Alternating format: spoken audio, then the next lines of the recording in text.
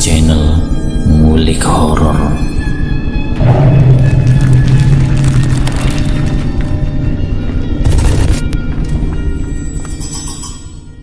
Assalamualaikum warahmatullahi wabarakatuh. Kembali lagi di channel Ngulik Horor. Channel ini menceritakan tentang kisah-kisah misteri. Kali ini saya akan membawakan kisah misteri yang diambil dari Ngulik Misteri dan ditulis oleh Ed Nafila. Oh ya, di dalam cerita ini nama dan tempatnya disamarkan semua ya, untuk menjaga privasi pihak yang terlibat di dalamnya. Yuk, daripada kita lama-lama, langsung saja kita simak ceritanya. Bismillahirrahmanirrahim. Kali ini saya akan membawakan kisah misteri yang berjudul Pesugihan Uang Balik. Di awal cerita ada sepasang pengantin baru. Sebut saja namanya Joko dan Siska. Dia sebelumnya menjadi buruh pabrik di perusahaan tertentu. Bertemunya dua pasangan ini di salah satu perusahaan dan akhirnya memutuskan untuk menikah. Karena itu mereka mengambil cuti terlalu lama sampai akhirnya dikeluarkan dari perusahaan tempat mereka bekerja. Dengan berjalannya waktu, Joko dan Siska dengan asiknya menikmati hidup tanpa memikirkan pekerjaan. Mungkin mereka masih ada simpanan uang yang masih bisa digunakan untuk harian dan bulanan. Di bulan ketiga keadaan uangnya semakin menipis. Joko yang pada saat itu tinggal di rumah mertuanya dan akhirnya masuklah sosok ketiga dalam urusan rumah tangganya. Mertuanya Joko yang setiap harinya melihat Joko berada di rumah terus pun bingung. "Joko, kamu kenapa di rumah terus? Dulu kan kamu bekerja, tapi kok sekarang di rumah terus? Apa tidak bekerja?" tanya ibu mertuanya. "Iya bu, saya sudah tidak bekerja lagi karena saya sudah dipecat bu," jawab si Joko. "Maksudnya apa? Kamu tidak bekerja lagi? Mau dikasih makan apa anak saya? Kalau kamu bekerja, seenggaknya untuk beli kebutuhan, beli bajunya, beli make up, belum untuk makan sehari-hari. Kalau begini terus, kamu juga di sini 2 bulan. Kerjaannya cuma makan tidur. Mau jadi apa kamu? Mau buat anak saya mati kelaparan?" kata mertuanya dengan amarahnya.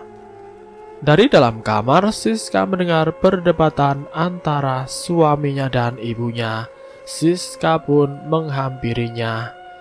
"Maaf ya mas, ibu memang seperti itu," jelas Siska. "Hei Siska, ibu kan sudah bilang kalau mau cari suami itu yang benar, jangan seperti dia. Pengangguran tidak jelas, kerjaannya makan tidur terus," tangkas si ibu. Karena cacian dan hinaan tersebut, Siska dengan santainya berusaha menenangkan suaminya. "Sudah mas, jangan diambil hati, omongannya ibu biarkan saja," kata si Siska. Mereka berbincang-bincang dengan asiknya. Namun tidak disangka ibu mertuanya mendengar obrolan mereka. "Hei, kalian sedang ngomongin ibu ya? Kalau mau cari kerja, ya sana cari. Jangan cuma diam saja. Kamu itu jadi omongan tetangga terus," kata si ibu. Keesokan harinya Joko mencari pekerjaan. Ia sudah kesana kesini mencoba mencari pekerjaan, namun tidak ada yang mau menerimanya. Di perjalanan tanpa disengaja, Joko bertemu dengan temannya waktu SMP. "Kamu Adam ya? Adam kan benar?" sapa si Joko. Iya benar. Kamu dari mana Jok?" tanya si Adam. "Ini saya cari pekerjaan dari pagi sudah mondar-mandir, tapi belum nemu juga," keluh si Joko. "Lah emang kamu kenapa?" tanya si Adam. "Saya di rumah sudah terlalu jenuh. Setiap hari dimaki-maki sama mertua saya. Setiap hari gak bangun, gak tidur, gak siang, gak hari. Mau tidur pun diomelin terus," keluh kesah si Joko. "Memang kamu ada masalah apa? Kok sampai segitunya?" tanya si Adam. "Dulu waktu saya kerja selalu diagung-agungkan." "Oh silakan Nak Joko, masuk," Tapi giliran sekarang, baru kelihatan aslinya. Mulut terompetnya keluar. Jelas si Joko. Setiap hari kena omel terus karena saya sudah tidak kerja lagi. Gara-gara ambil cutinya panjang, akhirnya saya dipecat. Lanjut si Joko. Adam pun menanyakan apa kemauan Joko setelah ini. Dan dengan giginya, Joko ingin mendapatkan pekerjaan secepatnya. Singkat cerita, Joko pun diajak pergi ke rumahnya Adam. Sesampainya di sana, Joko sontak saja kaget melihat kediamannya si Adam yang luar biasa bagus bak istana. Di dalam rumah mereka asik berbincang-bincang. Joko pun sempat terheran-heran. Kok Adam bisa seperti ini ya? Bahkan rumahnya sekarang seperti istana. Adam yang dulunya berangkat sekolah jalan kaki, uang sakunya aja tidak cukup buat jajan. Tapi apa sekarang? Dia berubah 180 derajat. Adam lulus SMK saja tidak. Tapi kenapa bisa seperti ini ya? Kata Joko dalam hati. Dengan rasa ingin tahunya, Joko bertanya-tanya kepada si Adam. Dam, ini rumahnya siapa? Tanya Joko.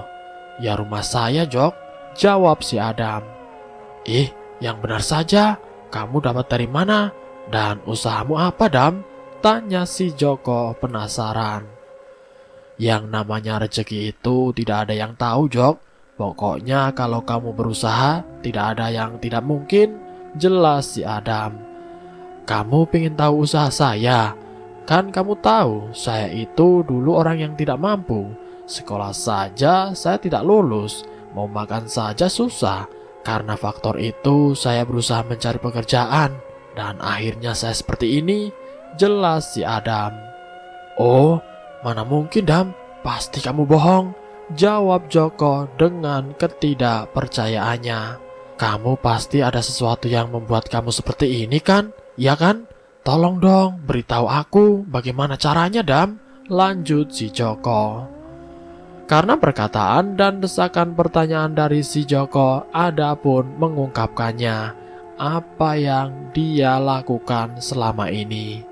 Ini maaf ya, tapi ini rahasia. Maaf, Jok. Ini saya dapat. Dulu saya pernah ketemu seseorang dan mengantarkan saya ke tempat orang pintar. Jelas si Adam. Mendengar perkataan Adam, Joko sempat kaget. Wah, kamu ikut pesugihan ya? Tanya Joko. Dibilang pesugihan iya, dibilang bukan juga iya. Tapi ini tidak ada tumbal. Tukas si Adam. Hah? Mana ada? Pesugihan tanpa tumbal? Ada-ada aja kamu, Dam. Balas si Joko. Kalau kamu tidak percaya, itu orang tua saya masih ada. Keluarga saya juga masih lengkap. Anak-anak saya di lantai atas itu sedang bermain. Itu semua sudah terbukti. Masih kurang percaya kamu, Jok? Jelas si Adam. Iya sih. Lah terus saya harus bagaimana biar bisa seperti kamu? Kasih tahu bagaimana caranya, Dam. Tanya si Joko. Kamu kalau pengen tahu izin dulu. Kamu kan sudah punya istri sekarang. Beda sama saya dulu. Saya izin sama orang tua. Kalau kamu sudah punya istri, jadi kamu pamitan sama istri. Bilang seperti ini, saya mau datang ke orang pintar agar cepat kaya, tapi tidak ada tumbalnya. Tutur si Adam. Singkat cerita, pada saat di depan rumah Joko sudah dihadapkan dengan mertuanya yang mulutnya sudah seperti terompet tahun baru. Mertuanya ngomel-ngomel terus-terusan seperti petasan. Joko yang sudah jengah langsung masuk ke dalam rumah tanpa memikirkan omongan mertuanya. Di dalam rumah, Joko berbicara dengan sang istri si Siska. Itu ibumu mulutnya seperti petasan tahun baru saja. Pusing saya, keluh si Joko. Dengan kepusingannya, Joko menceritakan kepada si Siska bahwa tadi ia bertemu dengan teman SMP-nya yang sekarang sudah sangat kaya, bahkan rumahnya seperti istana, bukan lagi seperti rumah-rumah biasanya. Tapi dia seperti itu memang bukan hal semestinya orang lain lakukan, tetapi dengan hal yang lain, ujar Joko yang berusaha meyakinkan istrinya agar dia bisa mengikuti saran Adam. Dengan bahasa yang lembut dan sopannya, akhirnya Siska menyetujuinya. Ibu tenang saja, di sana tidak ada penumbalan, tapi hanya membayar mahar yang sudah disepakati nanti, jelas si Joko. Intinya saya disuruh ke orang pintar dan nanti dikasih uang gaib, lanjut lagi si Joko. Hah? Uang gaib? Seperti apa mas maksudnya? Tanya si Siska. Nanti uangnya itu ada 2 lembar, di antaranya satu dipegang di rumah, satunya itu dibelanjakan, jelas si Joko. Tapi saya minta izin dulu, kalau boleh saya ke sana, tapi kalau tidak, ya saya tetap jadi orang miskin yang akan terus diomelin ibumu, tukar si Joko. Siska dengan kebingungannya karena uang sudah sangat menipis untuk sehari-harinya. Tanpa pikir panjang lagi, akhirnya Siska mengiyakan saja apa yang dibilang Joko. Setelah itu Joko menemui si Adam. Berangkatlah Joko dan Adam ke tempat orang pintar itu. Tempat yang ia tuju sangat jauh dari pemukiman. Ia harus melewati hutan yang lebat, dan di tengah dukun itu terdapat rumah kayu yang sudah tua.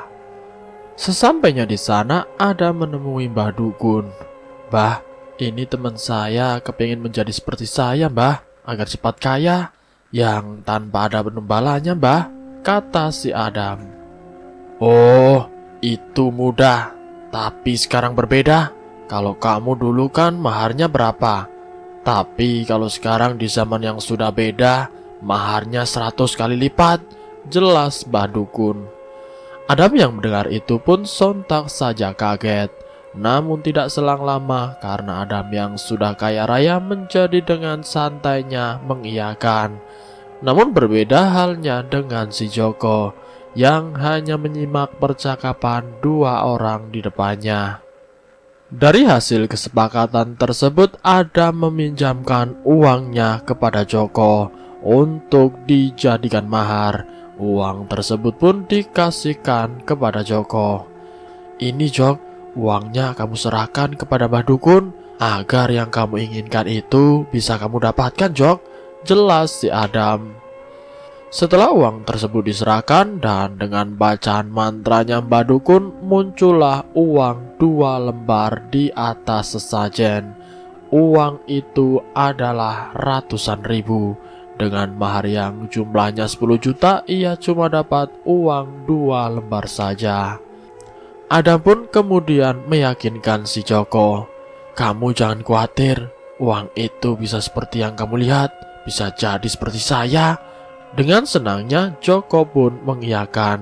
Sebelum mereka pergi, Mbah Dukun berpesan yang terpenting uang satunya itu ditinggal di rumah, dipegang sama istrinya. Dan yang satunya lagi kamu belanjakan agar kamu dapat kembaliannya. Singkat cerita, Joko mulai mempraktekkan. Mulai 1 minggu hingga 1 bulan, 2 bulan, dia bisa mencapai apa yang ia inginkan. Dari yang tadinya motornya terjual, bisa kembali lagi mempunyai motor. Dan sekarang sudah mempunyai mobil walaupun masih satu rumah dengan mertuanya. Dengan keadaan seperti itu, Joko menghela nafas. Paling ini mertua memuji-muji.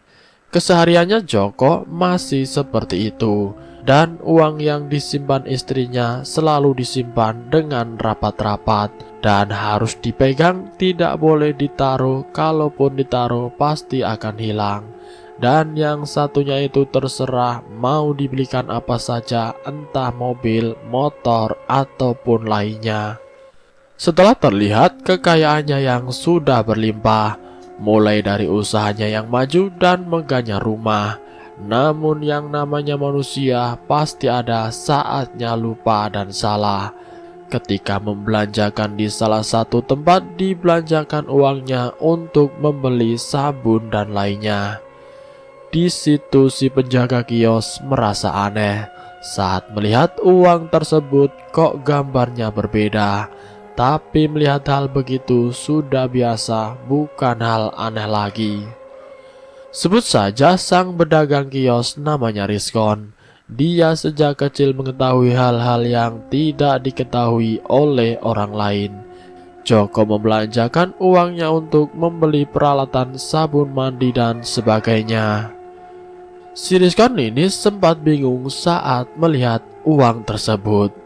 Ini uang apa bukan ya? Ini uang kok gambarnya bisa berubah-berubah? Kadang mukanya dia, kadang berubah lagi. Uang apa sih ini? Ucap Rizkon sambil membolak-balikannya uang tersebut.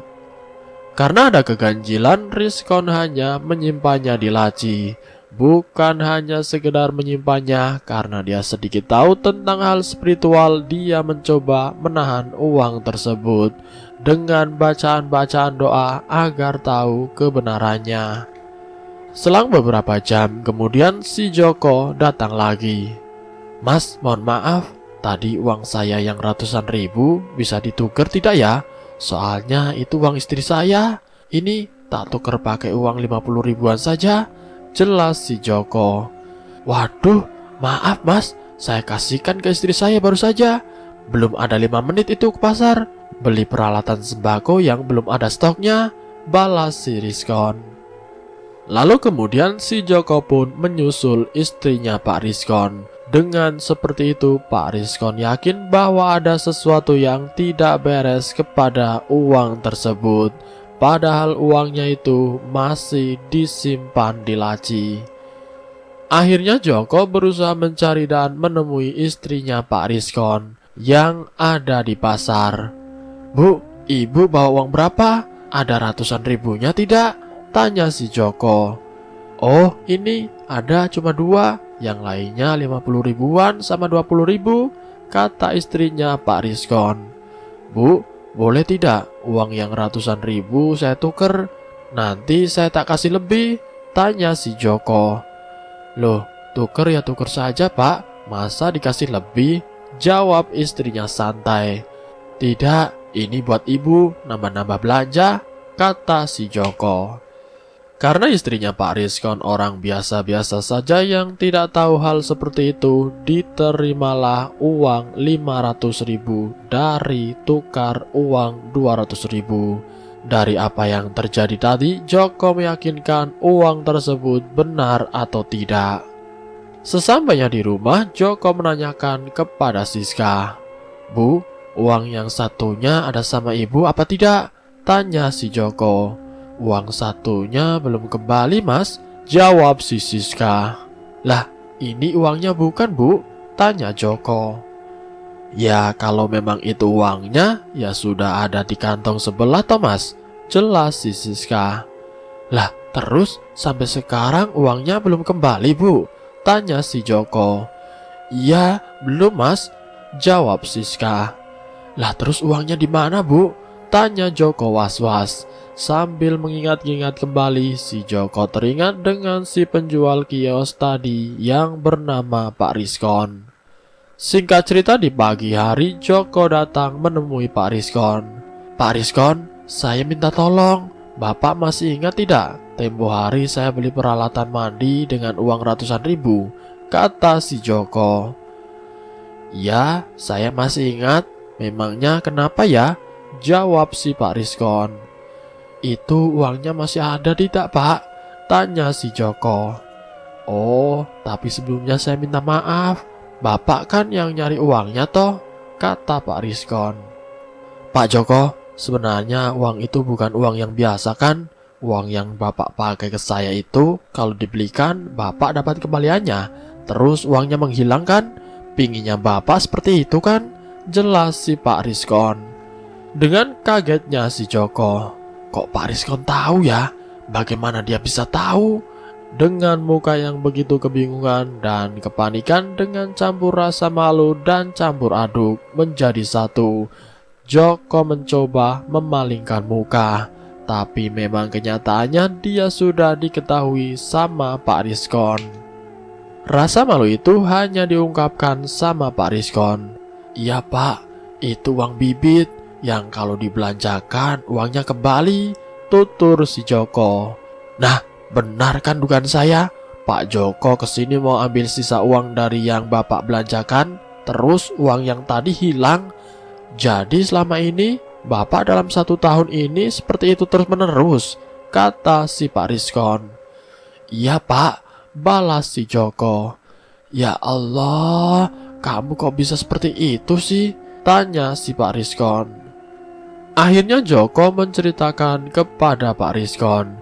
Jadi begini Pak, awalnya itu dulu saya dibilang pengangguran, sering diomelin mertua, dan sampai akhirnya saya bertemu teman saya dulu waktu SMP, dan saya diajak ke tempat orang pintar. Nah, jadinya saya seperti ini, jelas si Joko. Oh, begitu toh masalahnya. Sekarang kamu sudah kecanduan seperti ini, kamu maunya apa? Tanya Pak Rizkon. Ya, uangnya dikembalikan ke saya Pak, kata si Joko. Kalau saya tidak mau, bagaimana?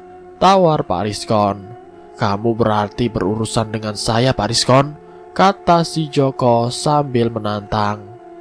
Pak Rizkon dengan santainya menjawab, kamu mau mengancam saya?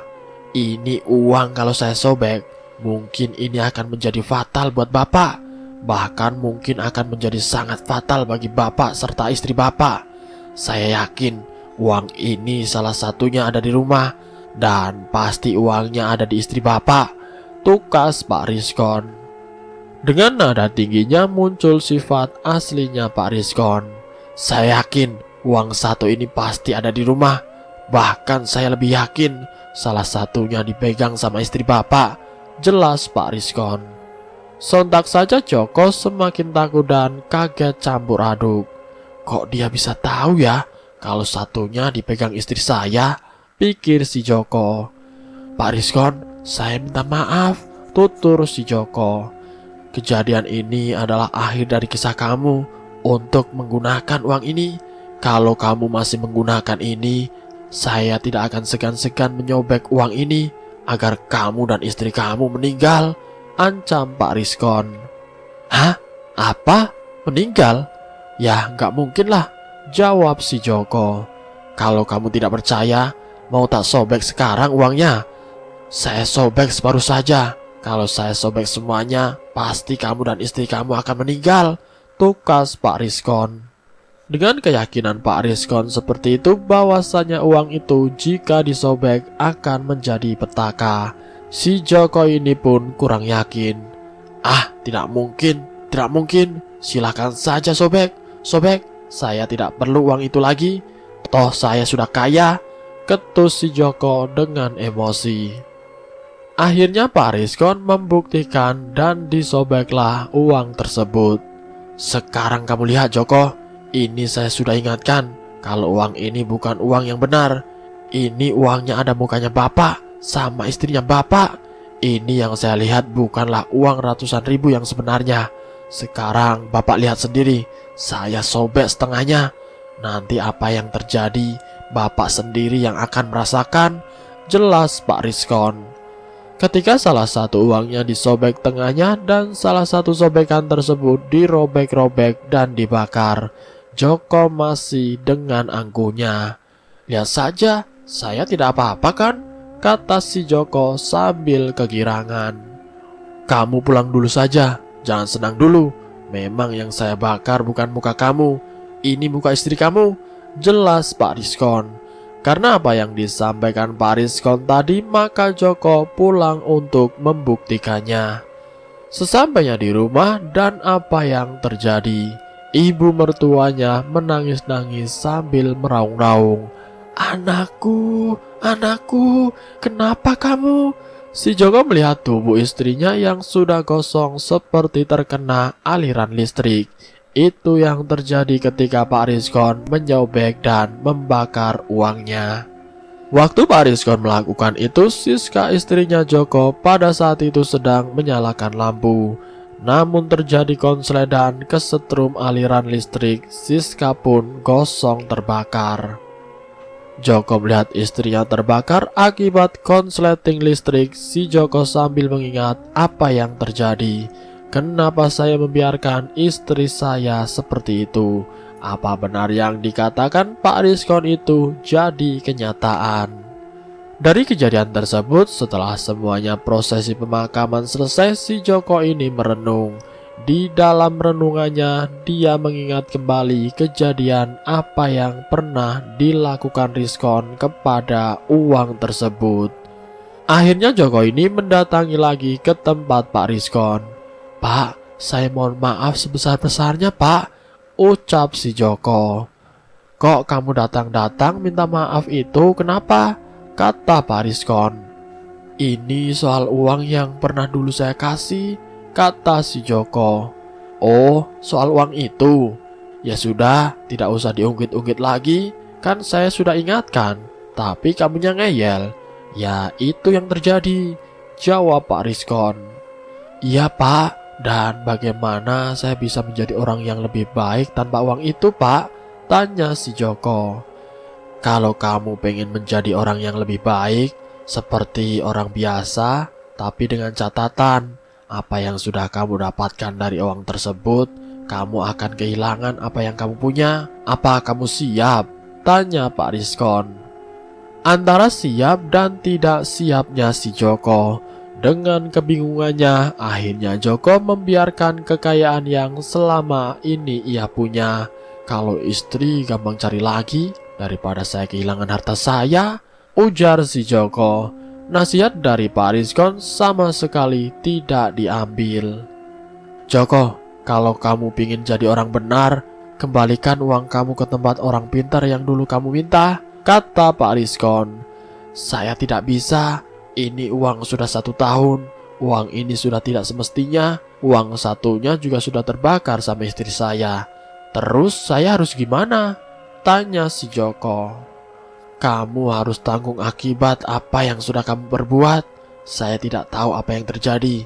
Intinya kekayaan kamu yang kamu miliki akan hilang dengan sendirinya," tukas Pak Rizkon. Bulan demi bulan, apa yang Pak Rizkon khawatirkan itu terjadi. Harta yang dimiliki Pak Joko, kekayaan semakin menipis, dan akhirnya Joko jatuh miskin. Dan selesai. Itulah kisah misteri yang berjudul Pesugihan Uang Balik. Semoga kisah ini menjadi pembelajaran untuk kita semua. Semoga kisah ini memberikan inspirasi bagi kalian, karena kekayaan dunia itu hanya sementara, tidak ada yang abadi. Ambil sisi positifnya dan buang jauh-jauh sisi negatifnya. Terima kasih sudah mampir di channel kami. Jika kalian tertarik dengan video kami, silahkan tekan tombol like, share, dan komen. Tekan subscribe untuk mengikuti video kami selanjutnya.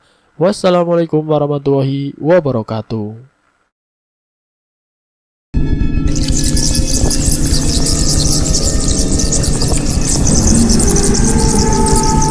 Selamat datang di channel Ngulik Horor.